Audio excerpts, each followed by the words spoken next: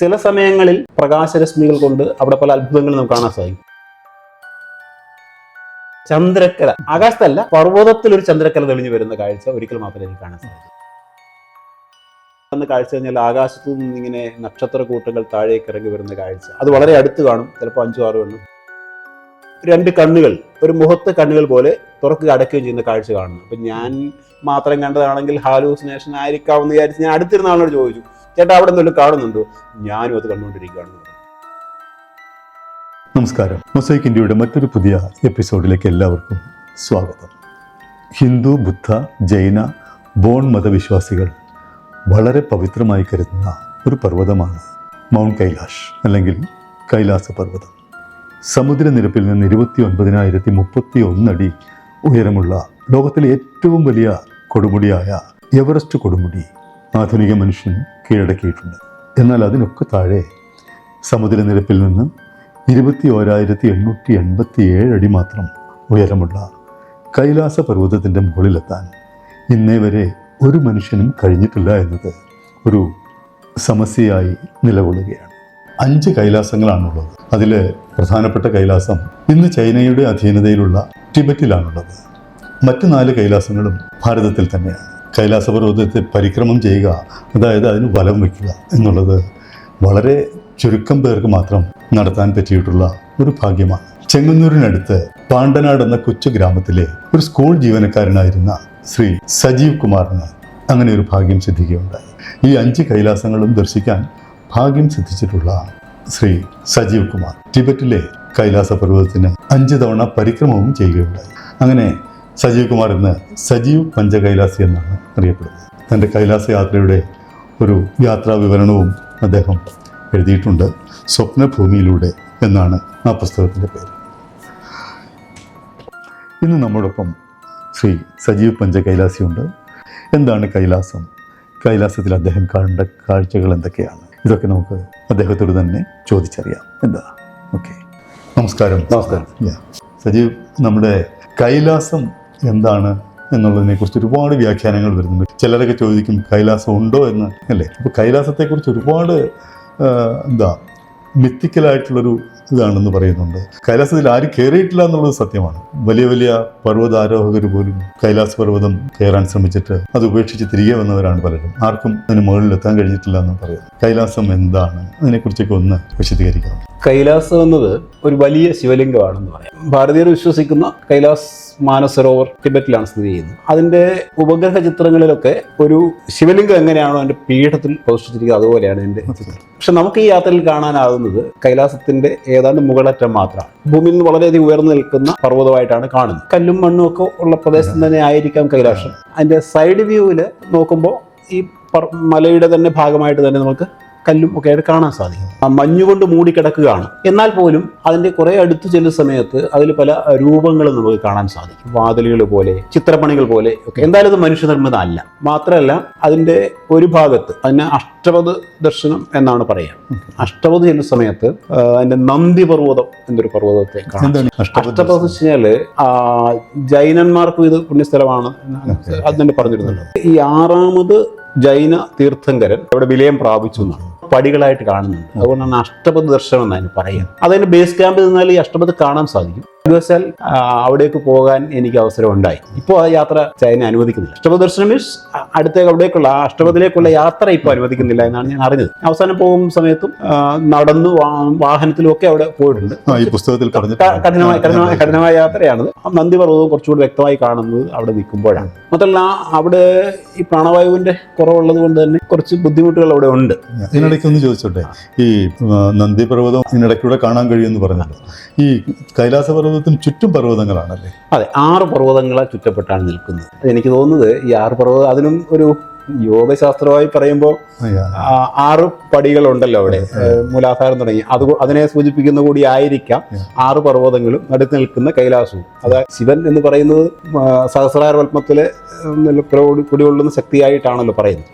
അപ്പൊ അതുകൊണ്ടായിരിക്കും ഈ 6 പർവ്വതങ്ങളെ തന്നെ ചുറ്റപ്പെട്ട് നിൽക്കുന്നു എന്നുള്ളതാണ്. പിന്നെ മഞ്ഞു മൂടി കിടക്കുകയാണ്. അത് ചില സമയങ്ങളിൽ പ്രകാശരശ്മികൾ കൊണ്ട് അവിടെ പല അത്ഭുതങ്ങളും നമുക്ക് കാണാൻ സാധിക്കും. ഈ കൈലാസം നല്ല വെള്ള നിറം. പിന്നെ നമ്മുടെ ഭാരതീയമായ വിശ്വാസം അനുസരിച്ച് ശിവന്റെയും പാർവതിയുടെയും ആവാസ സ്ഥാനമാണ് കൈലാസം എന്നാണ്. ശിവനെ പറ്റി നമ്മൾ പറയുമ്പോൾ അറിയാമല്ലോ, ഗംഗ ശിവന്റെ ജടയിൽ നിന്ന് ഉത്ഭവിക്കുന്നു. ശിവന്റെ തലയിൽ നാഗങ്ങൾ കുടികൊള്ളുന്നു. നാഗത്തിന്റെ ഒരു പത്തി പോലെ വലിയൊരു മഞ്ഞിന്റെ രൂപം ഏറ്റവും മുകളിലായിട്ട് അതെപ്പോഴും കാണാൻ പറ്റുന്ന ചിത്രമാണ്. എന്നാൽ എൻ്റെ 5 യാത്രകളിൽ ഒരിക്കൽ മാത്രമാണ് ഈ ഇവിടെ ചന്ദ്രക്കല, ആകാശത്തല്ല, ഈ പർവ്വതത്തിലൊരു ചന്ദ്രക്കല തെളിഞ്ഞു വരുന്ന കാഴ്ച ഒരിക്കൽ മാത്രമേ എനിക്ക് കാണാൻ സാധിച്ചു. എങ്ങനെയാണ്? മഞ്ഞ് പോലെയാണ്? മഞ്ഞ് കൊണ്ട് തന്നെ രൂപപ്പെട്ടിരിക്കുന്ന ഒരു ചന്ദ്രക്കല ഒരിക്കൽ മാത്രമേ കണ്ടിട്ടുള്ളൂ. ഞാൻ എല്ലാവരും കണ്ടിട്ടുണ്ടാകാം. ഞാൻ മിക്കവാറും ഈ കൈലാസ് പോയാൽ അവിടെ പോയതിന് മുമ്പിൽ പോയിട്ട് കുറേ നേരം ഇങ്ങനെ അതിലിങ്ങനെ നോക്കിയിരിക്കുകയാണ് ചെയ്യും. ധാരധാരയായി കണ്ണിൽ നിന്ന് കണ്ണുനീർ ഒഴുകിക്കൊണ്ടിരിക്കും. കാരണം എന്നെപ്പോലുള്ള ഒരാളെ ഇവിടെ എത്തിച്ച ശക്തി എന്തോ ഒന്നുണ്ട് എന്നുള്ളത് കൊണ്ടാണ് നമുക്ക് അങ്ങനെ പോയി കണ്ടിട്ടുള്ളത്. അപ്പോൾ ഈ കാഴ്ച മറ്റുള്ളവർ കണ്ടിട്ടുണ്ടാകാം, ഞാൻ അങ്ങനെ ചോദിച്ചില്ല. എനിക്ക് ആ ഒരു കാഴ്ച ഒരിക്കൽ മാത്രം കിട്ടി. സുവർണ്ണ കൈലാഷ് പോകുന്ന സമയത്ത് എല്ലാവരും കണ്ടു. അതെനിക്ക് തോന്നുന്നത് എൻ്റെ കൈലാസ് പരിക്രമയുടെ 2ാം ദിവസം ദറാപ്പുക്കിൽ നിന്നുള്ള യാത്രാ വഴിയിൽ ഗൗരികുണ്ടിലേക്കുള്ള യാത്രാ വഴിയിൽ വെച്ചിട്ടാണ് ആ ഒരു കാഴ്ച സുവർണ ശോഭയിൽ തിളങ്ങി നിൽക്കുക. അതെല്ലാം ഏതിന് സമയം എന്തെങ്കിലും ഉണ്ടോ? അത് എപ്പോഴാണ് വരുന്നറിയില്ല. അത് പ്രകാശത്തിന്റെ ഒരു പ്രത്യേകത കൊണ്ട് വരുന്നതായിരിക്കാം. മറ്റേത് വെള്ളിക്കുന്നെന്നാണല്ലോ നമ്മൾ പറയുന്നത്, അങ്ങനെ കാണാൻ സാധിക്കും. പിന്നെ കൈലാസ് ഏറ്റവും അടുത്ത് കാണാൻ പറ്റുന്നത് കൈലാസ് പരിക്രമയുടെ ആ ദിവസം 3 ദിവസം കൊണ്ടാണ് ആ പരിക്രമ നടത്തുക. ആദ്യം നമ്മൾ നടന്നെത്തുന്നത് അതിൻ്റെ ബേസ് ക്യാമ്പിൽ നിന്ന് കുറച്ച് ദൂരം കൂടെ വണ്ടിയിൽ പോയി ഒരു കവാടം പോലെയുണ്ട്. പിന്നെ അങ്ങോട്ട് നടക്കുകയാണ് ചെയ്യുന്നത്. ഞാൻ നടന്ന ആദ്യത്തെ ദിവസം എത്തുന്ന ക്യാമ്പ് ദറാപ്പുക്ക് എന്ന് പറഞ്ഞ ക്യാമ്പാണ്. ഈ ദറാപ്പുക്ക് ക്യാമ്പിൽ നിന്ന് അവിടെ വരെയാണ് നമ്മുടെ യാത്രാ വഴി. നമ്മുടെ റിസ്കിൽ വേണമെങ്കിൽ കുറച്ചും കൂടി അടുത്തേക്ക് പോകാം. അത് അവിടെ ജാംബിയാങ് എന്നൊരു പർവ്വതം കടന്ന് കയറി ഏറ്റവും മുകളിലെത്തി ഗ്ലേഷ്യർ തുടങ്ങും വരെ പോവാം. അവിടെ ഒരു ശൂലമൊക്കെ സ്ഥാപിച്ചിട്ടുണ്ട്. മനുഷ്യവാസമൊന്നും ഇല്ലാത്ത സ്ഥലമാണ്. പൊതുവേ ഈ അങ്ങോട്ട് പോകുന്നിടത്ത് മനുഷ്യവാസം ഇല്ല എന്ന് മാത്രമല്ല, വൃക്ഷങ്ങളോ സസ്യലതാദികളോ ഇല്ലാത്തതുകൊണ്ട് തന്നെ ഓക്സിജൻ്റെ കുറവുണ്ട്. അപ്പം അങ്ങനെ ഒറ്റയ്ക്ക് അവിടെയൊക്കെ പോയി ഗ്ലേഷ്യർ തുടങ്ങും വരെ അങ്ങനെ പോകാനിടയായിട്ടുണ്ട്. അവിടെ നിൽക്കുമ്പോൾ ഒരു 75 അടി അകലെയാണ് കൈലാസം നമുക്ക് തോന്നുന്നുണ്ട്, പക്ഷെ അതിലും അകലെയാഴാം, പറയാൻ പറ്റില്ല. അപ്പം അങ്ങനെ ഒരു കാഴ്ചയാണ് കൈലാസത്തിൻ്റെ. അവിടെ പൂജയോ കാര്യങ്ങളൊന്നും ക്ഷേത്രങ്ങളൊന്നും ഇല്ല. ഈ കൈലാസത്തിലേക്ക് പോകുമ്പോൾ ഭാരതത്തിൻ്റെ അതിർത്തി കടന്നു കഴിഞ്ഞാൽ ഭാരതീയരായിട്ടുള്ള പോർട്ടർമാർക്ക് അങ്ങോട്ട് വരാൻ അനുവാദമില്ല. പിന്നെ ഇവിടുന്ന് നമ്മുടെ അവിടുത്തെ ഭാഷ വിവർത്തനം ചെയ്യാനും ഭക്ഷണം പാകം ചെയ്ത് തരാനൊക്കെ ആയിട്ട് ഒരു 5-6 പോർട്ടർമാരെ നമ്മളിവിടുന്ന് കൊണ്ടുപോകാറുണ്ട്. അതിന് പ്രത്യേക ഇതൊക്കെ എടുത്തിട്ടാണ് കൊണ്ടുപോകാം. അവിടെ ചെന്ന് കഴിഞ്ഞാൽ നമ്മുടെ കൂടെ പോർട്ടർമാരെ, ഇവർ നമ്മുടെ കൂടെ അല്ല, അവരുടെ ക്യാമ്പുകളിൽ എത്തിയുള്ളൂ. നമ്മുടെ പോർട്ടർമാരെ എടുക്കുന്ന അവിടെ തദ്ദേശീയരായ പോർട്ടർമാരെ എടുക്കുന്നത് അതെല്ലാം ടിബറ്റൻസാണ്. അപ്പോൾ അവർക്ക് ഭാഷ വലിയ പ്രശ്നമാണ്. അവിടെ ഇംഗ്ലീഷോ മറ്റു ഭാഷകളോ ഒന്നും വിലപ്പോവില്ല.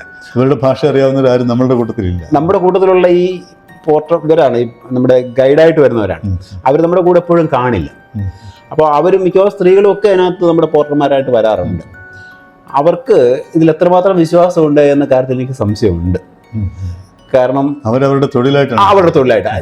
ഞാനതാണ് ഞാൻ എപ്പോഴും പറഞ്ഞ കാര്യം, ഈ പരിക്രമ ചെയ്താൽ അതിന്റെ ഫലം കിട്ടണമെങ്കിൽ അതിൽ വിശ്വാസം കൂടി ഉണ്ടാകണം. അവരുടെ ഒരു ജോലി തൊഴിലാണ്. അതെ. ഈ കൈലാസ യാത്രയിലാണല്ലോ ഈ മാനസ സരസ് തൊട്ടടുത്താണല്ലോ അല്ലേ? അല്ല, മാനസ സരസ് നല്ല ദൂരമുണ്ട്. മാനസ സരസിന്റെ തീരത്താണ് നമ്മൾ ആദ്യം എത്തിച്ചേരുന്നത്. യാത്രാ വഴിയിൽ 2 തടാകങ്ങൾ കാണാം. ഒന്ന് രാക്ഷസ്ഥാൾ എന്ന് പറഞ്ഞാൽ നമ്മൾ യാത്രാ വഴിയിൽ ഇടതുഭാഗത്തും മാനസ സരസ് വലതുഭാഗത്തുമാണ് കാണുന്നത്. അപ്പോൾ ഈ രാക്ഷസ്ഥാൾ വലിയൊരു തടാകമാണ്. അത് നമ്മുടെ ഒരു വിശ്വാസം അനുസരിച്ച് അതിനെ രാവണഹൃദം എന്നാണ് പറയുക. അപ്പോൾ രാവണൻ കൈലാസത്തെ കെട്ടിവലിച്ചുകൊണ്ട് പോകാൻ ശ്രമം നടത്തിയെന്ന ഒരു കഥ. അതാണ് ഈ കഥയും നമ്മൾ കാണുന്ന കാര്യങ്ങളും ഏതാണ്ട് ഒരേപോലെ വരുമ്പോഴാണല്ലോ അതിനൊരു പ്രത്യേകതയുള്ളത്. ഈ രാവണൻ കയറ് കെട്ടിയ പാടതിൽ കാണാൻ പറ്റും, കയറ് കെട്ടിയെന്ന് തോന്നിക്കുന്ന രീതിയിൽ. അത് ഈ ചിത്രത്തിൽ കുറെ കാണാൻ അതിൽ വ്യക്തമായിട്ട് ചിലത് കാണാൻ പറ്റും. അപ്പോൾ ആ കയറ് കെട്ടി വരുന്ന സമയത്ത് രാവണന്റെ വിയർപ്പിൽ നിന്നുണ്ടായതാണ് ഈ താളെന്നുള്ളതാണ് രാക്ഷസ്ഥാളെന്ന് അല്ലെങ്കിൽ രാവണഹൃദം എന്നറിയപ്പെടുന്നത്. അതിൽ ഇറങ്ങരുതെന്ന് ഞങ്ങൾ പറഞ്ഞിട്ടുണ്ട്. അതിനടുത്തുവരെ ഞങ്ങൾ പോയിട്ടുണ്ട്. ആ വെള്ളത്തിൽ തുടരുത്, നെഗറ്റീവ് എനർജി ഉള്ളവർ തുടരുന്നതാണ്. എന്തായാലും ആ തടാകത്തിൽ മത്സ്യങ്ങളില്ല, ജലപക്ഷികളില്ല, ജലസസ്യങ്ങളില്ല. എന്നാൽ തൊട്ടപ്പുറത്ത് ഈ മാനസ സരസ് കാണാൻ പറ്റും. തൊട്ടടുത്ത ഒരു വഴിയുടെ അപ്പുറത്തും ഇപ്പുറത്തായിട്ട് കാണാൻ പറ്റും. അത് തന്നെ 75 കിലോമീറ്റർ ചുറ്റളവിൽ പരന്നു കിടക്കുന്ന വലിയൊരു ശുദ്ധജല തടാകമാണ്. അവിടെ ഇറങ്ങി ഞങ്ങൾ കുളിച്ചിട്ടുണ്ട്. 4 ദിവസം അവിടെ ഓരോ പ്രാവശ്യം യാത്രയിൽ താമസിച്ചിട്ടുണ്ട്. ഒരു 11 മണിയാകുമ്പോൾ അവിടെ പ്രത്യേക ഒരു സ്ഥലത്ത് മാത്രമേ ഇറങ്ങാവൂ എന്ന് പറയും. കാരണം ചില സ്ഥലങ്ങൾ ഇങ്ങനെ സ്പോഞ്ച് പോലെ യാത്ര താണു പോവുക അങ്ങനെയൊക്കെ ചെയ്യുന്ന കാര്യങ്ങളുണ്ട്. അപ്പോൾ ആ മാനസരസിൻ്റെ തീരത്ത് നിന്നുകൊണ്ട് രാക്ഷസ്ഥാളിൻ്റെയും നടുക്ക് നിന്നുകൊണ്ട് ചില സമയത്ത് നമുക്ക് കൈലാസത്തെ കാണാൻ പറ്റും. നല്ല കാലാവസ്ഥയാണെങ്കിൽ ഇത് മൂന്ന് അപ്പോൾ തന്നെ നമ്മൾ നല്ല ദൂരമുണ്ട്. അതാ ഞാൻ പറഞ്ഞത്, ഈ മാനസരസിൻ്റെ തീരത്ത് നിന്ന് പിന്നെ വണ്ടിയിലാണ് ബേസ് ക്യാമ്പിലേക്ക് പോകുന്നത്. അത് ഒരു ദിവസത്തെ യാത്രയുണ്ട്. നല്ല ദൂരമുണ്ട്. പക്ഷെ മാനസരസിൻ്റെ തീരത്ത് നിന്ന് കൈലാസത്തെ ചിലപ്പോൾ കാണാൻ സാധിക്കും. അതുപോലെ തന്നെ മാനസരസിൽ കണ്ട ഒരു കാഴ്ച വെച്ച് കഴിഞ്ഞാൽ രാവിലെ അങ്ങനെ സൂര്യപ്രകാശം അടിക്കുമ്പോൾ ഈ കല്ലുകൾ താഴെ നാനാവിധത്തിലുള്ള നവരത്നങ്ങൾ പോലെ തിളങ്ങുന്ന മനോഹരമായ കാഴ്ച നമുക്ക് അവിടെ കാണാം, കല്ലുകൾ കാണാൻ സാധിക്കും. പിന്നെ നല്ല തണുപ്പുണ്ടെങ്കിലും ഒന്ന് ഒരു 5-6 പ്രാവശ്യം മുങ്ങി കരക്ക് കയറുമ്പോഴേക്കും വിറയ്ക്കുമെങ്കിലും ഇറങ്ങാൻ അനുവാദം ഉണ്ടായിരുന്നു, അന്ന് ഉണ്ടായിരുന്നു. ഇപ്പോൾ അനുവാദം ഉണ്ടോ ഇപ്പം ഇല്ലെന്നൊക്കെ ഇങ്ങനെ കേട്ടിട്ടുണ്ട്. അതും കേട്ടിട്ടുണ്ടല്ലോ. ഇതിന്റെ അടിത്തട്ട് സ്പോഞ്ച് പോലെ ചില സ്ഥലങ്ങളിൽ നമ്മൾ കുഹു എന്നൊരു സ്ഥലത്താണ് നമ്മൾ ഇറങ്ങുന്നത്. അത് കുഹു എന്ന് പറഞ്ഞാൽ മുഖം മിനുക്കുന്ന സ്ഥലം എന്നാണ് എൻ്റെ വാക്കിൻ്റെ അർത്ഥം എന്നാണ് പറയുന്നത്. അപ്പം ഞങ്ങൾ ആദ്യമൊക്കെ പോകുമ്പോൾ മാനസരസിൻ്റെ തീരത്ത് താമസ സൗകര്യം ഉണ്ടായിരുന്നില്ല. ഇപ്പോൾ അവസാനം ഞങ്ങൾ പോകുമ്പോൾ അവിടെ ഫൈബർ ഷെഡുകളായിട്ടുണ്ട്. അപ്പോൾ അതിലിരുന്നുകൊണ്ട് തന്നെ മാനസരസിൻ്റെ കാഴ്ച കാണാൻ സാധിക്കും. ആദ്യം ഞങ്ങൾ പോകുമ്പോൾ മാനസരസിൻ്റെ തീരത്ത് വണ്ടി കൊണ്ടുവന്നിട്ട് റജായിയൊക്കെ പൊതിച്ച് അതിനുള്ളിലിരുന്നാണ് ആ കാഴ്ച കണ്ടത്. ഇപ്പോൾ അവിടെ ഷെഡുകളൊക്കെ ഉണ്ട്. അപ്പോൾ രാത്രിയിൽ കാണുന്ന കാഴ്ച കഴിഞ്ഞാൽ ആകാശത്തു നിന്ന് ഇങ്ങനെ നക്ഷത്ര കൂട്ടങ്ങൾ താഴേക്ക് ഇറങ്ങി വരുന്ന കാഴ്ച. അത് വളരെ അടുത്ത് കാണും, ചിലപ്പോൾ 5-6 എണ്ണം. ഇത് വളരെ ദൂരെ താഴേക്ക് ഇറങ്ങുക താഴെ ഇങ്ങനെ നക്ഷത്രം താഴെ ഇറങ്ങി വന്നാൽ എങ്ങനെയിരിക്കും? ചെറിയ നക്ഷത്രങ്ങൾ ഇറങ്ങി വന്നാൽ ദേവതകൾ കുളിക്കാൻ വരുന്നൊക്കെയാണ് സങ്കല്പം. എന്തായാലും നമുക്കറിയാത്ത, നമ്മൾ കാണാത്ത എന്തൊക്കെയോ അവിടെ ഉണ്ട്. അത് നഗ്നനേത്രങ്ങൾ കൊണ്ട് ചില കാര്യങ്ങളൊക്കെ വരും. അതുപോലെ അവിടുത്തെ കാലാവസ്ഥ എങ്ങനെയാണ്? നമ്മൾ ചിലപ്പോൾ മാനസരസിന്റെ തീരത്തോട് നടന്നു പോയേക്കാമെന്ന് പോകുമ്പോൾ പെട്ടെന്നായിരിക്കും ഹിമക്കാറ്റ് വരിക, അല്ലെങ്കിൽ ഹിമപാതം ഉണ്ടാകുക. അപ്പോൾ കാലാവസ്ഥ പ്രഡിക്റ്റ് ചെയ്യാൻ പറ്റില്ല. പിന്നെ ആകാശം മനോഹരമാണ്. ഒരു കമ്പ്യൂട്ടറിന് സൃഷ്ടിക്കാനാവാത്ത വർണ്ണ വൈവിധ്യമാണ് ആകാശത്തുണ്ടാവുക. അത് ഇതിൽ പ്രതിഫലിക്കുമ്പോൾ ഉണ്ടാകുന്ന കാഴ്ച അതിലും മനോഹരമാണ്. ബ്ലൂ ആണോ സ്കൈ? അതാ വിവിധ വർണ്ണങ്ങൾ, അത് വിവരണാതീതം, വാക്കുകൾ കൊണ്ട് പറയാനാവാത്ത വിധം മനോഹരമാണ്. അത് വെള്ളത്തിലേക്ക് പ്രതിഫലിക്കുമ്പോൾ അതിലും മനോഹരമാണ് കാഴ്ച. പിന്നെ ഓളങ്ങളുണ്ട്. നല്ലതായിട്ട് കാറ്റ് അടിക്കുന്ന സമയത്ത് ചില സമയത്ത് ശാന്തമാണ്, ചില സമയത്ത് നല്ലതായിട്ട് ഓളങ്ങളുണ്ട്. ചില സമയത്ത് ഓളങ്ങളിൽ നമുക്ക് ഓങ്കാരം കാണാൻ പറ്റും. ഒരിക്കൽ ചിത്രത്തിൽ എനിക്കത് കിട്ടിയിരുന്നു. ഭാഗ്യവശാൽ എൻ്റെ നിന്ന് 2018 വെള്ളപ്പൊക്കത്തിൽ പലതും നഷ്ടപ്പെട്ടു പോയിട്ടതിൽ ചിത്രങ്ങളും CD ഒക്കെ എനിക്ക് നഷ്ടപ്പെട്ടു പോയിട്ടുണ്ട്. നമ്മുടെ കയ്യിൽ വേണ്ട എന്നായിരിക്കാം തീരുമാനം. അപ്പോൾ ചില കാര്യങ്ങളൊക്കെ ബിയോണ്ട് അവർ കൺട്രോളാണ്, നമ്മുടെ നിയന്ത്രണത്തിലുള്ള കാര്യങ്ങളല്ല. അത് പോയി അറിഞ്ഞ് ആസ്വദിക്കേണ്ടത് തന്നെയാണ്. അതുകൊണ്ട് തന്നെയാണ് ഞാൻ ഓരോരുത്തരും കൈലാസയാത്ര പോകണമെന്ന് ആഗ്രഹിക്കുന്ന ആൾ കൂടിയാണ്. സാധാരണ പോയാൽ എന്താ ചെയ്യുക? അവരുടെ ഇരിക്കണം, ഇത് മറ്റുള്ളവർ അറിയരുതെന്ന് ആഗ്രഹിക്കുമ്പോൾ ആൾക്കാർ പോകണം എന്ന് ആഗ്രഹിച്ചാണ് നമ്മൾ ഈ കാര്യങ്ങൾ പറയുന്നത്. കൈലാസം തന്നെ 5 കൈലാസങ്ങളുണ്ടെന്നാണ് പറയുന്നത്. അതിൽ പ്രധാനപ്പെട്ട കൈലാസമാണ് നമ്മൾ ഈ ടിബറ്റിൽ ഉണ്ടെന്ന് പറയുന്നത്. ബാക്കി കൈലാസം ഭാരതത്തിലാണ്. അതിനെക്കുറിച്ചൊന്ന് പറയാം. അവിടെ ഈ 5 കൈലാസത്തിലും പോയിട്ടുണ്ടല്ലോ അല്ലേ? ഉണ്ട്. അത് കഴിഞ്ഞാൽ ഈ കൈലാസം അത് ഞാൻ കേട്ടിട്ടുള്ളത് എൻ്റെ അച്ഛൻ്റെ അച്ഛൻ പറഞ്ഞിട്ട്, മുത്തച്ഛൻ പറഞ്ഞു. അത് ഒരിക്കലും പോയിട്ടില്ലാത്ത കൈലാസത്തെ പറ്റിയാണ് പറഞ്ഞത്. നല്ലത്. അപ്പോൾ അവിടെ ഇങ്ങനെ ഹിമാലയമുണ്ട്, മഞ്ഞ് മൂടി കിടക്കുകയാണ്. അതിലെ ഒരു പർവ്വതത്തിൻ്റെ പേര് കൈലാസം എന്നാണ്. അവിടെ മാനസരസ് ഉണ്ട്, അതിൽ അരയന്നങ്ങളുണ്ട് എന്ന് കേട്ടാണ് ഞാൻ വളർന്നത്. കുറച്ച് പ്രായമായപ്പോൾ ഞാൻ വിചാരിച്ചതൊക്കെ ചുമ്മാതായിരിക്കും, വെറുതെ പറയുന്നതായിരിക്കും. കാരണം നമുക്കതിനെപ്പറ്റി പിന്നെ പറഞ്ഞു തരാനായില്ല. പൊതുവെ കേരളത്തിൽ ഈ കാര്യങ്ങളെപ്പറ്റി വളരെ അജ്ഞരാണ്. പിന്നീട് പലയിടത്തും വായനിക്കുകയും കാര്യങ്ങളൊക്കെ കേട്ടപ്പോഴാണ് ഇത് ഉണ്ടെന്നും പോകണം സാധിക്കുമെന്നും അറിയുന്നത്. അങ്ങനെ യാത്രാ വഴിയിലാണ് 5 കൈലാസങ്ങളുണ്ടെന്ന് അറിയുന്നത്. അങ്ങനെയാണ് മറ്റു കൈലാസങ്ങളിലേക്ക് പോകുന്നത്. അറിയില്ല. മറ്റു കൈലാസങ്ങൾ കേട്ടിട്ട്. അപ്പോൾ അങ്ങനെ പോയപ്പോഴാണ് ഇങ്ങനെ മറ്റു 4 കൈലാസം ഉണ്ടെന്ന്. അതിലെ ഒരു കൈലാസം ആദി കൈലാസം എന്ന് പറഞ്ഞ കൈലാസമാണ്. അത് ഉത്തരാഖണ്ഡിലാണ്. അത് യാത്രാ വഴിയിലാണ്. കൈലാസ യാത്രാ വഴിയിൽ നിന്ന് തിരിഞ്ഞു പോകുന്നൊരു വഴിയാണ്. അത് ഗുഞ്ചി എന്നൊരു സ്ഥലത്ത് നിന്ന്, ഗുഞ്ചിയിൽ നമുക്ക് ഈ 3ാമത്തെ മെഡിക്കൽ അടക്കുന്ന സ്ഥലമായി കൈലാസ യാത്രയുടെ കഠിനമായ പരിശോധനയ്ക്ക് ശേഷമാണ് വിടുന്നത്. കാരണം ഹൈ ആൾട്ടിറ്റ്യൂഡ് സിക്നസ് എന്ന് പറഞ്ഞാൽ വലിയ പ്രശ്നമാണ്. അതുകൊണ്ട് ആ ഗുഞ്ചിയിൽ നിന്ന് തിരിഞ്ഞ് കുട്ടി വഴി ഡോളിക്കോങ് എന്നിട്ടാണ് ആ കൈലാസ ദർശനം നടക്കുന്നത്. അപ്പോൾ ആ കൈലാസത്തിൻ്റെ പ്രത്യേകത എന്താണെന്ന് ചോദിച്ചാൽ, പാർവതി ദേവിയുടെ, ഹിമവാന്റെ പുത്രിയാണ് പറയുന്നത്, പാർവതി ദേവിയുടെ വാസസ്ഥാനമായിരുന്നു ഈ കൈലാസം എന്നാണ് പറയുന്നത്. ഏതാണ്ട് കൈലാസത്തോട് സാമ്യമുള്ള കൈലാസവും ഈ ഒരു കൈലാസമാണ്. മറ്റു കൈലാസങ്ങളൊക്കെ ആകൃതിയിൽ വ്യത്യാസം. മഞ്ഞുമൂടി കിടക്കുകയാണ്. മഞ്ഞുമൂടി കിടക്കുന്നതാണ്. ഏതാണ്ട് അതിൻ്റെ ആ ചിത്രങ്ങളിൽ അങ്ങ് കണ്ടു കാണും, കാണിച്ചിരുന്നല്ലോ. അപ്പോൾ അതിന് വ്യത്യാസമുണ്ട്. പിന്നെ അവിടെ 2 തടാകങ്ങൾ, ഗൗരികുണ്ട്, പാർവതികുണ്ട് എന്ന് 2 തടാകങ്ങളുണ്ട്. ഈ ഗൗരികുണ്ട് അവിടെ ഉണ്ടല്ലോ. അവിടെയുണ്ട്. മറ്റു 3 കൈലാസങ്ങൾ സ്ഥിതി ചെയ്യുന്നത് ഹിമാചൽ പ്രദേശിലാണ്. അതിൽ toughest pilgrimage place in the world എന്നറിയപ്പെടുന്നത് ശ്രീഖണ്ഡ് കൈലാസമാണ്. ശ്രീയുടെ ഐശ്വര്യത്തിൻ്റെ ഒരു കഷണം എന്ന രീതിയിൽ ഖണ്ഡ് ആ വാക്കാണ് ഉപയോഗിക്കുന്നത്. അങ്ങനെ കൈലാസമാണുള്ളത്. ആ കൈലാസ് എൻ്റെ പിന്നെ ശിവലിംഗം എന്ന് പറയുന്നാൽ ഒരു വല്ലാതെ വേറൊരു ആകൃതിയാണ് അതിനുള്ളത്. മറ്റേ ഈ പറയുന്ന പോലുള്ള ശിവലിംഗത്തിൻ്റെ ആകൃതി അല്ല. അതിൻ്റെ അടുത്ത് എന്ന് പ്രദർശനം വെക്കാൻ സംവിധാനം ഇല്ല. അതിൻ്റെ അടുത്ത് വരെ നമുക്ക് പോകാം. ഇങ്ങനെ പോയി തിരിച്ച് ഇങ്ങനെ ഒരു പ്രദർശനം അവിടെ പറ്റുള്ളൂ. അപ്പുറത്തോട്ട് അഗാധമായ ഗർത്തമാണ് നമ്മൾ കാണുന്നത്. പിന്നെ എത്തിച്ചേരുന്നതും അതികഠിനമാണ്. ഒരിക്കലൊരു 40 പേരുടെ ഗ്രൂപ്പ് പോയിട്ട് ഞങ്ങളൊരു 4-5 പേര് മാത്രമേ മുകളിൽ എത്തിയൂ. അത്രയും കഠിനമാണ്. ഈ കൈലാസത്തിന്റെ മുകളിലെത്താം. കൈലാസത്തിന്റെ ഈ ശിവലിംഗത്തിന്റെ അടുത്ത് വരെ എത്താം. അവിടെ ഷൈൻ ഉണ്ടല്ലേ മുകളിൽ? ഉണ്ട്. ഈ ഒരു പ്രത്യേക ആകൃതിയിലുള്ള ഒരു ശിലയാണ് ഇവിടെ ശിവലിംഗമായി കരുതുന്നത്. ഒരു ഷൈൻ പോലെ ഉണ്ടോ അവിടെ? ഇല്ല, ഒന്നുമില്ല. ഇത് മാത്രമേ ഉള്ളൂ, വേറെ ഒന്നുമില്ല. കാരണം അവിടെ മനുഷ്യർ എത്തുന്ന കുറവാണ്. അതുകൊണ്ട് തന്നെ ഇതിനെപ്പറ്റി അറിയപ്പെടാത്തത്. പിന്നെ യാത്രാ വഴി, ഒരു കൈലാസ യാത്രയിലും യാത്രാ വഴികൾ കൃത്യമായിട്ടില്ല. ഒരുമാതിരി പോകുന്ന സമയത്ത് നമ്മൾ കല്ലുകളൊക്കെ എടുത്ത് വെക്കുന്ന വഴികളാണൊക്കെ ഉള്ളത്. പിന്നെ അവിടെ ഈ പറഞ്ഞ പോലെ ഏത് സമയം കാലാവസ്ഥ മാറുന്നുള്ളത് കൊണ്ടും ഓക്സിജന്റെ കുറവ് കൊണ്ടും യാത്ര വളരെ കഠിനമാണ്. പിന്നെ മറ്റൊരു കൈലാസ് ഹിമാചലിൽ തന്നെയുള്ള കിന്നര കൈലാസമാണ്. ഭഗവാൻ കിന്നരനായി കഴിഞ്ഞ കാലത്ത് വസിച്ചിരുന്ന സ്ഥലം എന്ന രീതിയാണ് കിന്നര കൈലാസ് അറിയപ്പെടുന്നത്. കിന്നര കൈലാസ യാത്ര ഞാൻ നേരത്തെ പറഞ്ഞത് ടഫസ്റ്റ് പിൽഗ്രിമേജ് പ്ലേസ് എന്ന് പറയുന്നത് ശ്രീകണ്ഠാണെങ്കിലും അതിനേക്കാൾ ഞങ്ങളെ ഒടിച്ചു മുടക്കിയ കൈലാസ് കിന്നര കൈലാസ്. അത് വിവരിക്കാനാവാത്ത അനുഭവം. ഞാനേതാണ്ട് ഒറ്റയ്ക്കാണ് അവിടെ എത്തിച്ചേരുന്നത്. ഞങ്ങൾ 4-5 പേര് അവിടെ എത്തിയെങ്കിലും ഞാൻ ഒറ്റയ്ക്കാണ് എത്തിച്ചേരുന്നത്. അവിടെ ഉണ്ടൊരു പാർവതി കുണ്ട് പോകുന്ന വഴിക്കുണ്ട്. ഈ പാർവതി കുണ്ട് വരെ കുറച്ച് നേരം ഹോട്ട് സ്പ്രിങ്സ് ഒക്കെ ഉണ്ടാവില്ല. ഹോട്ട് സ്പ്രിങ്സ് ഒക്കെ ഈ യാത്രാ വഴിയിൽ പലയിടത്തും ഉണ്ട്. ഈ കൈലാസ യാത്രാ വഴിയിൽ പലയിടത്തും ഉണ്ട്. അവിടുന്ന് പിന്നെ അങ്ങോട്ടുള്ള കയറ്റം വെച്ച് കഴിഞ്ഞാൽ വിവരണാതീതമാണ്. അത് അവിടെ വെച്ച് എന്തെങ്കിലും സംഭവിച്ചാൽ തിരിച്ചു കൊണ്ടുവരുന്ന വിഷമാണ്. ഇപ്പം ഞാൻ ഒരിക്കലും അങ്ങോട്ട് വെച്ച് കാല് വെച്ച് അങ്ങോട്ട് കയറുകയും മുകളിൽ കയറിയ ചവിട്ടിയ ആളിൻ്റെ കല്ല് തെറ്റിയിട്ട് എന്നെ കാലിൽ വന്നു. ഞാൻ വെച്ച് എല്ലാം അവസാനിച്ചു. കാരണം ഇവിടെ വെച്ച് എന്തെങ്കിലും അപകടം പറ്റി എടുത്തുകൊണ്ട് പോകാൻ പോലും പറ്റാത്ത വഴിയില്ല. നമ്മളൊരു പാറയിൽ പിടിച്ച് തൂങ്ങി ശരീരത്തെ പൊക്കി അതിൻ്റെ മുകളിലേക്ക് മറിച്ച് വെക്കുന്ന പോലുള്ള അനുഭവമാണ്. പിന്നെ ചീറിയടിക്കുന്ന കാറ്റ്, മഴ, നമ്മൾ വേറെ ലോകത്തകപ്പെട്ടതുപോലെയാണ്. അവിടുന്ന് ഈ പോർട്ട് ഉൾപ്പെടെ ഞാൻ മുകളിലെത്തി ഒരു ബ്രഹ്മകമല കരുതുന്നു. ബ്രഹ്മകമലം അവിടെ കാണുന്ന ഒരു പ്രത്യേക തരത്തിലുള്ള താമരപ്പൂവിന് സമാനമായ വെള്ള നിറത്തിലുള്ള ഒരു പ്രത്യേക രീതിയിലുള്ള ബ്രഹ്മകമലാണ്. അത് കൊണ്ടുപോയി അർപ്പിക്കേണ്ടത് ഈ അതിൻ്റെ ഷേപ്പ് വേറൊരു ഷേപ്പാണെന്ന് ഞാൻ പറഞ്ഞു. അതിൻ്റെ അടുത്ത് കൊണ്ടുപോയി നമ്മൾ അർപ്പിക്കുകയാണ്. അതാകെ ചെയ്യാൻ അതേ ഉള്ളൂ.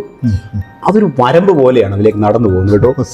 ശരിക്കും മഞ്ഞ വരണ്ട വസ്തു ഉള്ളത് കൊണ്ട് മാത്രം നമ്മൾ അതിലൂടെ പോകുന്നത്. അല്ലെങ്കിൽ അങ്ങോട്ട് പോകാൻ പറ്റില്ല. കാരണം നമ്മുടെ കൈവരില്ലാത്ത പാലത്തെ കൂടെ പോയാൽ എങ്ങനെ ഇരിക്കും എന്ന് പറഞ്ഞല്ല. അപ്പോൾ ഈ മഞ്ഞുള്ളതുകൊണ്ട് ഈ വഴി മാത്രമേ കാണാൻ പറ്റുള്ളൂ. അങ്ങനെ അവിടെ കൊണ്ടുപോയി ഇത് അർപ്പിച്ചു. അർപ്പിക്കാൻ വേണ്ടി കയ്യിലെ ഗ്ലൗസ് ഊരിയിട്ട് ഇത് അവിടെ അർപ്പിച്ചു. തിരിച്ച് വരുമ്പോഴേക്ക് പോർട്ട് തന്നെ ഇട്ടിട്ട് ഓടിപ്പോയി. പിന്നെ ഈ ഗ്ലൗസ് തിരികെ കൈകളിൽ ഇടാൻ വയ്യ. ഐസായി കഴിഞ്ഞു കൈ. പിന്നെ അതുകൊണ്ട് പിടിച്ചിറങ്ങാനും പറ്റില്ല. പിന്നെ ഈ കയ്യിലേക്ക് ഗ്ലൗസ് വെച്ച് പിടിച്ചുകൊണ്ടാണ് ഇറങ്ങുന്നത്. ഈ പറഞ്ഞ ചെകിട്ടടപ്പിക്കുന്ന ശബ്ദത്തിൽ എവിടെയൊക്കെയോ വെട്ടി പൊട്ടുകയോ ഇഴക്കുമോ പർവ്വതങ്ങൾ ഇടിഞ്ഞു വീഴുകയോ എന്താണെന്ന് പറയാൻ വയ്യാത്ത അവസ്ഥയാണ്. ഇതിൻ്റെ ചെറിയൊക്കെ കൂടിപ്പോയി. ഒരിക്കലും ഞാൻ വിചാരിച്ചില്ല സത്യമായും തിരികെ വരുമെന്ന് വിചാരിച്ചില്ല. അവിടെ അവസാനിക്കുമെന്ന് തന്നെ വിചാരിച്ചു. തിരിച്ച് ഞങ്ങൾ ഇറങ്ങി എൻ്റെ ബേസ് ക്യാമ്പിലേക്ക് എത്തുമ്പോഴേക്കും ഞങ്ങൾ അങ്ങോട്ട് പോയപ്പോൾ കണ്ട ചെറിയ നദികളൊക്കെ ഭീകരരൂപികളായിരിക്കും. ഏറ്റവും കഠിനമായ തണുപ്പ് അനുഭവിച്ചതും ആകെ സ്ലീപ്പിംഗ് ബാഗിൽ ഉറങ്ങിയതും ഈ കൈലാസ യാത്രയിൽ മാത്രമാണ്. വേറെ ഒരിടത്തും നമ്മൾ സ്ലീപ്പിംഗ് ബാഗിൽ ഉപയോഗിക്കേണ്ടി വന്നില്ല. മഴയും ടെന്റിലെ താമസവും അത്ര തണുപ്പാണ് ദുരിതം. അത് എപ്പോഴും ആകണമെന്നില്ല. ഞങ്ങൾ കിന്നര അങ്ങോട്ട് കയറുമ്പോൾ വഴിയിലുള്ള ചെറിയ കടക്കാരൊക്കെ പറഞ്ഞു നല്ല കാലാവസ്ഥയാണെന്ന് പറഞ്ഞു. മുകളിലെത്തി ബേസ് ക്യാമ്പിൽ എത്തുമ്പോഴേക്ക് തന്നെ അകത്ത് ക്യാമ്പിൽ എത്തുമ്പോൾ തന്നെ മഴ അന്തരീക്ഷം മാറി. പിറ്റേന്ന് രാവിലെ ആകുമ്പോഴേക്കും സഹിക്കാൻ വയ്യാത്ത തരത്തിൽ മാറി. ശ്രീകണ്ഠ് കയറുമ്പോഴെങ്ങനെ ശ്രീകണ്ഠിൽ നിന്ന് തിരിച്ചിറങ്ങുമ്പോഴത്തേക്കും ഭയങ്കര മഴ പെയ്യുന്നു. ഞങ്ങളുടെ എത്തിച്ചേരേണ്ട ക്യാമ്പിൽ എത്തും മുമ്പ് ഒരു ക്യാമ്പിൽ കയറി. അപ്പം ഞങ്ങളൊരു 4-5 പേര് ഒന്നിച്ച് അവിടെ വന്ന് ഈ ഡ്രസ്സ് മുഴുവൻ നനഞ്ഞിരിക്കല്ലേ. ഈ ടെൻറ്റിനുള്ളിൽ കയറി ഡ്രസ്സൊക്കെ അഴിക്കുമ്പോഴേക്കും ടെൻറ്റ് മുഴുവൻ വെള്ളമായി. പിന്നെ നനഞ്ഞ വസ്ത്രമേ ഉള്ളൂ, വേറൊന്നുമില്ല. അവസാനം അടിവസ്ത്രം മാത്രം ധരിച്ചാണ് ഞങ്ങൾ 3-4 പേര് ഒന്നിച്ചൊരു ടെൻറ്റിൽ മറ്റൊരു ടെൻറ്റ് തന്നു അവിടെ പോയി താമസിക്കുന്നത്. അത് ശരിക്കും ജീവൻ കയ്യിലെടുത്തുള്ള യാത്ര തന്നെയാണ്. പിന്നുള്ളത് മണിമഹേഷ് കൈലാഷാണ്. മണിമഹേഷ് കൈലാഷ് ഞാൻ പോയതിൽ എനിക്കൊന്ന് ഏറ്റവും പ്രയാസം കുറഞ്ഞ കൈലാഷായിരുന്നു.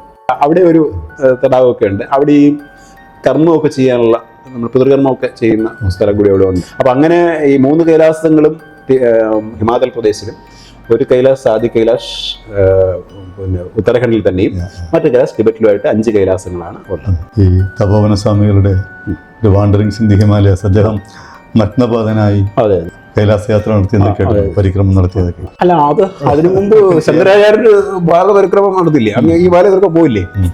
അപ്പൊ അന്ന് ഈ വഴികൾ പോലും ഉണ്ടാകണമെന്നില്ല. അപ്പൊ അവര് എങ്ങനെ നടത്തി എന്നുള്ളത് നമുക്ക് ഇന്നും അത്ഭുതമാണ്. ഇപ്പൊ ഒരു 10 വർഷം മുമ്പ് നടത്തിയ യാത്രയല്ല ഇന്നത്തെ യാത്ര, സൗകര്യങ്ങൾ കൂടി വന്നിട്ടുണ്ട്. അപ്പോൾ അതല്ല, അദ്ദേഹം പോയ വഴി ഇതല്ല, അദ്ദേഹം മനാപ്പാസ് വഴിയാണ്. ഈ മനാപ്പാസ് ക്ലോസ് ചെയ്തു, മനാപ്പാസ് ഇല്ല. പിന്നെ ഇപ്പോ നമ്മുടെ പ്രധാനമന്ത്രി വന്നതിന് ശേഷം ഒരു പാത കൂടി തുറന്നിട്ടായിരുന്നു, നാഥുല ചുരം, നാഥുല പാസ് വണ്ടിയിൽ പോവാം, ബേസ് ക്യാമ്പ് വരെ പോവാം. അപ്പം മിക്കവാറും യാത്രകളെല്ലാം തന്നെ ഇപ്പോൾ ഈ വഴിയുള്ള യാത്രയൊക്കെ കൂടുതൽ യാത്ര നടക്കുന്നത് നേപ്പാൾ വഴിയുള്ള യാത്രയാണ്. അത് കുറച്ചും കൂടി ഈസിയാണ്. ഈസി മീൻസ് വണ്ടിയിൽ പോകാം എന്നുള്ള ബേസ് ക്യാമ്പിലെത്താം. ഇത് കൃത്യമായിട്ട് നടന്ന് ആണ് ഈ യാത്ര പോവുക. ഈ കൈലാസത്തെ ചുറ്റിപ്പറ്റി ഒരുപാട് മിസ്റ്ററീസ് നമ്മൾ നേരത്തെ പറഞ്ഞതുപോലെ നമ്മൾ കേൾക്കുന്നുണ്ട്. ഇപ്പം കഥകളായിട്ടും പിന്നെ മിത്താണെന്ന് ചിലർ പറയും. എന്താണ് അങ്ങേക്ക് തോന്നിയിട്ടുള്ളത് അതിനെക്കുറിച്ച്? കൈലാസം ഉണ്ടോ എന്ന് തന്നെ സംശയിക്കുന്നവരാണ് പ്രത്യേകിച്ച് കേരളീയർക്കാണല്ലോ പൊതുവെ സംശയങ്ങൾ. എനിക്കൊന്ന് കേരളീയരോടും ഈ കാര്യങ്ങളിൽ അജ്ഞതയുള്ളവർ വേണമെന്ന് തോന്നുന്നില്ല. കൈലാസം ഭൂമിയുടെ അച്ചുതണ്ടാണ് എന്നൊരു വിശ്വാസം ആക്സിസ് മുണ്ടി എന്നൊക്കെ പറയുന്ന കാര്യങ്ങളുണ്ട്. അതുപോലെ തന്നെ ഞാൻ പറഞ്ഞല്ലോ, അവിടേക്ക് മനുഷ്യർക്ക് ഇതുവരെ പ്രവേശനം ഉണ്ടായിട്ടില്ല. ഉണ്ടായതായി പറയുന്നത് ഈ പറഞ്ഞ 6ാമത് ജൈന തീർത്ഥങ്കരനാണ്. അദ്ദേഹം അവിടെ വിലയം പ്രാപിക്കുകയും ചെയ്തു. അപ്പോൾ ഞങ്ങളൊരിക്കൽ പോകുമ്പോൾ കുറച്ച് പിന്നെ ക്യാമറയൊക്കെ ആയിട്ട് പോയിരുന്നു. അപ്പോൾ അവിടെ എടുത്ത ചിത്രങ്ങൾ വീഡിയോസ് പലതും പിന്നീട് ആ ക്യാമറയിൽ തുറക്കാൻ പോലും പറ്റിയില്ല എന്നൊരു സംഭവം അവിടെ ഉണ്ടായിട്ടുണ്ട്. കൈലാസ പർവ്വതത്തിൻ്റെ ഏറ്റവും ക്ലോസ് വ്യൂ എടുക്കാൻ വേണ്ടി പോയതാണ്. അതായത് ഈ പറയുന്ന പിന്നെ 6ാമത് തീർത്ഥങ്കരൻ വിലയം പ്രാപിച്ചു എന്ന് പറയുന്ന അഷ്ടപതിയിലേക്ക് പോകുമ്പോൾ അവിടെ നിന്ന് കുറച്ചും കൂടി അടുത്തേക്ക് ഞങ്ങൾ പോകാൻ ശ്രമിച്ചപ്പോൾ ഞങ്ങളുടെ കൂടെ ഉണ്ടായിരുന്ന ഗൈഡുകൾ ഞങ്ങളെ തിരിച്ചു പിടിച്ചു. അങ്ങോട്ട് പോകരുത്, പോയാൽ തിരിച്ചു വന്നിട്ടില്ല ആരും എന്നാണ് പറയുന്നത്. ആരും പോകാൻ ശ്രമിച്ചിട്ടില്ല എന്നാണ് പറയുന്നത്. അപ്പോൾ അങ്ങനെ ഒരു വിശ്വാസം വേണ്ടി കൈലാസത്തിൽ കയറാൻ പാടില്ല എന്നൊരു വിശ്വാസം അവിടെ ഉണ്ട്. അതിന് മുകളിൽ കൂടി വിമാനവും പറക്കുന്നില്ല എന്നാണ് അറിയാൻ സാധിച്ചത്. ഒരിക്കൽ അങ്ങനെ ചൈനയോ മറ്റോ ശ്രമിച്ചു അങ്ങനെ അത് തകർന്നു വീടുമെന്നൊക്കെ പറയുന്നുണ്ട്. എന്തായാലും നമുക്കറിയാത്ത എന്തോ ഒരു ശക്തിവിശേഷം അവിടെ ഉണ്ട് എന്നുള്ളത് സത്യമാണ്. പിന്നെ ഞാൻ പറഞ്ഞ ഒരു ഗ്രൂപ്പായിട്ട് പോകുമ്പോൾ അവരെ ധിക്കരിച്ച് നമുക്ക് പോകാനും പറ്റില്ലല്ലോ. നമുക്കിനി അവിടെ അവസാനിക്കാവുന്ന ആഗ്രഹം ഉണ്ടെങ്കിൽ പോലും നമ്മൾ അങ്ങനെ ചെയ്തു കൂടല്ലോ. അപ്പോൾ അതുപോലെ തന്നെ ഈ നഖവും മുടിയും വളരുന്നു കൂട്, അങ്ങനെ ചില കാര്യങ്ങളൊക്കെ അവിടെ പറഞ്ഞു കേട്ടിട്ടുണ്ട്. പക്ഷെ അവിടെ കാണുന്ന ചന്ദ്രനൊക്കെ നമ്മൾ കാണുന്നതിനേക്കാൾ വലിയ വലിപ്പത്തിലാണ് ചന്ദ്രബിംബം. അതൊരു പക്ഷെങ്കിൽ ഭൂമിയുടെ എലിപ്റ്റിക്കൽ ഇത് ഞാനും കേട്ടിട്ടുണ്ട്. ഈ പറഞ്ഞ പോലെ ഇതിന്റെ മുകളിലൂടെ വിമാനങ്ങൾക്ക് ഒരു മാഗ്നറ്റിക് ഫീൽഡാണെന്ന് പറയുന്നത് ശാസ്ത്രജ്ഞർ. അതെ അതെ, അത് ഞാൻ പറഞ്ഞത് ഞങ്ങളിപ്പോൾ പ്രദർശനം വെച്ചിട്ടുള്ളത് ഈ 6 പർവ്വതങ്ങളെ ചുറ്റിയാണല്ലോ. ഇതിനുള്ള ഇന്നർ കോറ പരിക്രമ ഉണ്ട്. ഈ ഇന്നർ കോറ ചെയ്യണമെങ്കിൽ അവിടുന്ന് അവരുമായിട്ടൊക്കെ സംസാരിക്കുമ്പോൾ പറഞ്ഞത് ഇന്നർ കോറ പരിക്രമ ചെയ്യണമെങ്കിൽ 12 പ്രാവശ്യം ഈ കൈലാസ് പരിക്രമ ചെയ്തിരിക്കണമെന്നാണ് പറയുന്നത്. എനിക്ക് തോന്നുന്നത് നമ്മളെ ഒന്ന് അക്ലമറ്റൈസ് ചെയ്യാൻ വേണ്ടിയിട്ടായിരിക്കാം. നമ്മൾ യാത്രക്കിടയിൽ നമ്മളെ അക്ലമറ്റൈസ് ചെയ്തിട്ടാണ് കൊണ്ടുപോകണം, ആ കാലാവസ്ഥയെ ഒന്ന് പൊരുത്തപ്പെടുന്നതിനുള്ള കാരണം. അപ്പം എൻ്റെ അനുഭവം വെച്ച് കഴിഞ്ഞാൽ, ഞാൻ ആദ്യം കൈലാസ് പോയിട്ട് തിരിച്ചു വരുമ്പോൾ ഈ മൂക്കൊക്കെ ചീറ്റ ചോര കട്ടകൾ വരുമായിരുന്നു. പക്ഷെ അവസാനം പോകുമ്പോൾ പ്രശ്നമില്ല. ഇപ്പൊ നമ്മുടെ ബോഡി അതുമായിട്ടൊരു മലകയറ്റത്തിന് ഉള്ള അടുപ്പിച്ചടുപ്പിച്ചുള്ള വർഷങ്ങളാണോ പോയത്? ഏതാണ്ട് 2-3 വർഷങ്ങൾ അടുപ്പിച്ച് തന്നെ കിട്ടിയായിരുന്നു. ഇത് മിനിസ്ട്രി ഓഫ് എക്സ്റ്റേണൽ അഫയേഴ്സ് നടന്ന യാത്രയായതുകൊണ്ടും കമ്പ്യൂട്ടർ നറുക്കെടുപ്പായതുകൊണ്ട് നമുക്ക് കിട്ടണമെന്നില്ല. ഈ വർഷം ഞാൻ അപ്ലൈ ചെയ്തെങ്കിലും കിട്ടിയില്ല. ഇപ്പോൾ കിട്ടണമെന്നില്ല. പോകണമെന്നുണ്ട്. ഞാനിപ്പോ അങ്ങ് പറഞ്ഞ മുമ്പ് തീസരി കൈലാസി എന്ന് അറിയപ്പെട്ടിരുന്നു.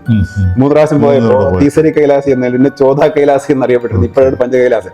ഇനി ഒന്നുകൂടെ പോയാലും പഞ്ചകൈലാസ് നിലനിർത്തുകയെന്ന് തോന്നുന്നു. പഞ്ചകൈലാസ് എന്നുള്ളൊരു പഞ്ചുണ്ടല്ലോ വേറെ. പോകണമെന്ന് ആഗ്രഹമുണ്ട്. നമ്മൾ ഒത്തിരി കുറച്ചിലുള്ള യാത്രയാണ്. എന്നാലും അപ്പം എൻ്റെ അടുത്ത് ചോദിക്കാറുണ്ട്, ഒരു പ്രാവശ്യം പോയ കാഴ്ച തന്നെയല്ലേ അടുത്ത പ്രാവശ്യം കാണുന്നതല്ല. ഓരോ പ്രാവശ്യവും നമുക്കുണ്ടാകുന്ന അനുഭവങ്ങളും വികാരങ്ങളും വ്യത്യസ്തമാണ്. അല്ലേ, ഞാൻ വേറൊന്ന് ചോദിച്ചോട്ടെ, നമ്മൾ ഇത്രയൊക്കെ കഷ്ടപ്പെട്ട് നമ്മളൊരു ഇന്റർമെന്റ് ബോണ്ട് കൊടുത്തിട്ടാണ് പോകുന്നത്. അവിടെ വെച്ച് അവസാനിച്ചാൽ അവിടെ സംസ്കരിക്കാനുള്ള മജിസ്ട്രേറ്റിനെ കൊണ്ട് കോൺട്രസ്റ്റ് ചെയ്താൽ കൊടുത്തിട്ടാണ് പോകുന്നത്.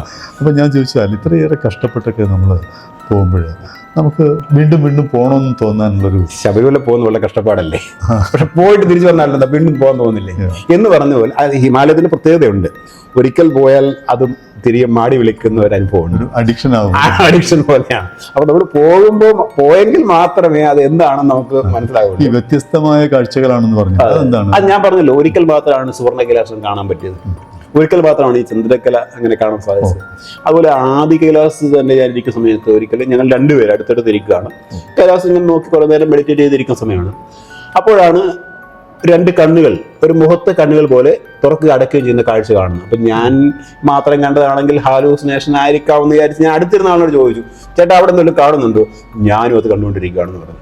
അപ്പൊ ഞാൻ പറഞ്ഞത് നമുക്ക് രണ്ട് കണ്ണുകൾ, മുഖത്തിന്റെ ഒരു രൂപവും അവിടെ രണ്ട് കണ്ണുകൾ തുറക്കുകയും അടയ്ക്കുകയും ചെയ്യുന്ന വലിയ രണ്ട് കണ്ണുകൾ തെളിഞ്ഞു വരുന്ന കാഴ്ച കാണാൻ സാധിച്ചു. അതുപോലെ യാത്രാ വഴിയിൽ നമ്മൾ ഒരിക്കലും ഞാൻ ആദ്യത്തെ യാത്രയിൽ ഞാൻ വീണ് എൻ്റെ കൈയൊക്കെ പരിക്കൊക്കെ പറ്റി, ഒടിഞ്ഞ കൈ കൊണ്ടൊക്കെ പറയുന്നുണ്ട്. അങ്ങനെയാണ് പോകുന്നത്. അപ്പോൾ ആ യാത്രക്കിടയിൽ ഈ ചില സ്ഥലങ്ങളൊക്കെ മലയിടിച്ചിൽ വന്നിട്ട് നമ്മളെ വഴി മാറ്റി ഒരു കമ്പൊക്കെ എടുത്ത് നോക്കും, അതേ ഉള്ളൂ. അപ്പോൾ ഞങ്ങൾ പോയി വഴിതെറ്റിപ്പോയി. അപ്പോൾ ഞങ്ങളുടെ മുമ്പിലായിട്ടൊരു നായ, ഞാനൊരു തൃശ്ശൂരിൽ നിന്ന് കൃഷ്ണകുമാറുണ്ട്, ഒരു നായ വന്നു. ഈ നായയാണ് ഞങ്ങളുടെ വഴികാട്ടിയായി വന്നത്. പൊതുവെ യാത്രയിൽ നായ വരാറുണ്ട് കേട്ടോ, കൂടെ യാത്ര. പക്ഷേ ഇത് കൃത്യമായി നമ്മളെ ഈ ക്യാമ്പിൽ കൊണ്ടുവിട്ടു, ഗാല ക്യാമ്പിൽ കൊണ്ടുവിട്ടിരുന്നു. അപ്പോൾ പിന്നീട് നായയെ കണ്ടിട്ടില്ല. നായ കോയിൻസിഡൻസാണ്, നമ്മുടെ വഴികാട്ടിയായി വന്നതായിരിക്കാം എന്ന് ഞാൻ പറയുന്നു. അപ്പോൾ എന്ന് പറഞ്ഞ പോലെ ചില കാര്യങ്ങൾക്കൊന്നും വിശദീകരണം ഇല്ലാത്ത കാര്യങ്ങളുണ്ട്. അപ്പോൾ ഓരോ പ്രാവശ്യത്തെയും കാഴ്ചകൾ വ്യത്യസ്തമാണെന്ന് വെച്ചാൽ അനുഭവങ്ങളും മാനസിക നിലയിലും ഒക്കെ മാറ്റം വരും. ഇപ്പം ഞാൻ പോയാൽ ഫോട്ടോ എടുക്കാറില്ല, ഒന്നുമില്ല, വെറുതെ നമസ്കാരം ജപിക്കുക അല്ലെങ്കിൽ മൃത്യുഞ്ജയം ജപിക്കുക മാത്രമേ ചെയ്യാം. ഇതിനിടയ്ക്ക് മറ്റൊന്ന് ചോദിക്കാൻ വിട്ടുപോയി. ഈ യാത്രാമധ്യേ ഓം പർവ്വതം എന്നൊരു പർവ്വതമുണ്ട്. അതുണ്ട്, അത് ഇന്ത്യയിലാണ്. ഇന്ത്യയിലാണ്. അത് നബിധാങ് എന്ന് പറഞ്ഞ സ്ഥലത്ത് ഇന്ത്യയിലെ യാത്ര അവസാനിക്കുന്ന ദിവസം ഇന്ത്യയിൽ നിന്ന് ടിബറ്റിലേക്ക് കടക്കാൻ വേണ്ടി നമ്മൾ രാത്രി വൈകിട്ടത്തെ ക്യാമ്പിലെത്തിയാൽ പിറ്റേ ദിവസം വെളുപ്പിനെ 1:30 മണിക്കാണ് ഇന്ത്യൻ അതിർത്തി ക്രോസ് ചെയ്യാനായിട്ട് യാത്ര പോകുന്നത്. അതൊരു വല്ലാത്ത യാത്ര തന്നെയാണ്. എൻ്റെ വസ്ത്രധാരണവും എല്ലാം കഠിനമാണ്. അവിടെയാണ് ഏറ്റവും കൂടുതൽ നമ്മൾ ലിബു ചുരം കടക്കാൻ വേണ്ടി, ലിബു കടന്നിട്ട് നമ്മൾ താഴേക്ക് നടന്നാണ് ഇറങ്ങേണ്ടത്. അപ്പോൾ അവിടെയാണ് ഈ ഓം പർവ്വതം തെളിഞ്ഞു വരുന്നത്. അതൊരു അപൂർവ കാഴ്ച തന്നെയാണ്. അത് നമ്മൾ സംസ്കൃതത്തിൽ എഴുതി പഠിച്ച ഓംകാരം ഒരു നീലമലയിൽ വെള്ളി കൊണ്ട് എഴുതും പോലെ ഓംകാരം തെളിഞ്ഞു വരുന്നു. കൃത്യമായി നമുക്ക് ഓം പർവ്വതം തെളിഞ്ഞു വരും. ചിലർ അങ്ങനെ നോക്കി ചിലപ്പോൾ ഒരു 5:30 മണിക്കൊക്കെ തെളിഞ്ഞു വരും. നമ്മൾ അങ്ങോട്ട് പോകുമ്പോൾ അത് കാണില്ല, തിരിച്ചു വരുമ്പോഴാണ് അവിടെ താമസിക്കും ഇവിടെ കാണുന്നത്. ചിലപ്പോൾ ഒരു കർട്ടനിട്ട് മറച്ചതുപോലെ അത് നിറഞ്ഞു പോകാറുണ്ട്. ഈ നബിധാങ് എന്ന് പറഞ്ഞാൽ ദേവിയുടെ നാഭി പ്രദേശമാണെന്നാണ്, അതിന്റെ ആകൃതി അങ്ങനെ തന്നെ കേട്ടോ. അപ്പൊ അതിന്റെ അപ്പുറത്തൊരു മലയിലായിട്ടാണ് ഈ ഓം തെളിഞ്ഞു വരുന്നത്. അതൊരു ഒരു പ്രത്യേക കാഴ്ച തന്നെയാണ്. ഞാൻ പോയിട്ട് അതെ സംസ്കൃതത്തിൽ എഴുതുന്ന ഓം അത് തെളിഞ്ഞു. ഞങ്ങൾ ഒരിക്കൽ അങ്ങോട്ട് കയറുമ്പോൾ തിരിച്ചിറങ്ങി വരുന്നവർ പറയുകയുണ്ടായി ഓം അവർ കാണാൻ പറ്റിയില്ല, തെളിഞ്ഞില്ല. പക്ഷെ ഞങ്ങൾ ഈ സമയത്ത് ദൃശ്യമാകുകയും ചെയ്തു. അപ്പൊ എപ്പോൾ കാണാൻ പറ്റുമെന്ന് പറയാം. കുറെ നേരം നിൽക്കുന്നുണ്ട്. അതിൻ്റെ അവിടെയെല്ലാം മിലിറ്ററി ക്യാമ്പുകളുണ്ട്, ട്രെഞ്ചസ് ഉണ്ട്, അവിടെയൊക്കെയാണ് ആൾക്കാർ താമസിക്കുകയൊക്കെ ചെയ്യുന്നത്. അത് നമ്മുടെ ബോർഡർ ആണല്ലോ. ശ്രീ സജീവ് പഞ്ചകൈലാസിയുടെ കൈലാസത്തെക്കുറിച്ചുള്ള വിവരണം നിങ്ങൾക്ക് ഇഷ്ടപ്പെട്ട് കാണുമെന്ന് കരുതുന്നു. ഇനി നമുക്ക് അടുത്ത എപ്പിസോഡിൽ എങ്ങനെയാണ് കൈലാസത്തിൽ എത്തിച്ചേരാൻ പറ്റുക, ഇന്ത്യ ഗവൺമെൻറ്റിൻ്റെ നേതൃത്വത്തിൽ കൊണ്ടുപോകുന്നൊരു യാത്രയുണ്ട്. അതിനെക്കുറിച്ചൊക്കെ നമുക്ക് അടുത്ത എപ്പിസോഡിൽ ഇദ്ദേഹത്തോട് ചോദിച്ച് മനസ്സിലാക്കാം. Thank you Sajeev. This is Radhakrishnan Kuttoor signing off from Mosaic India. Thank you.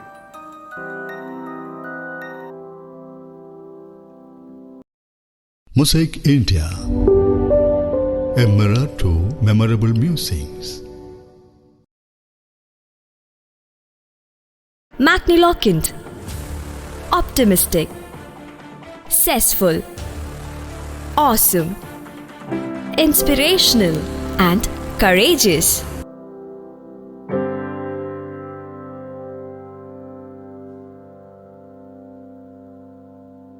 Let's explore together.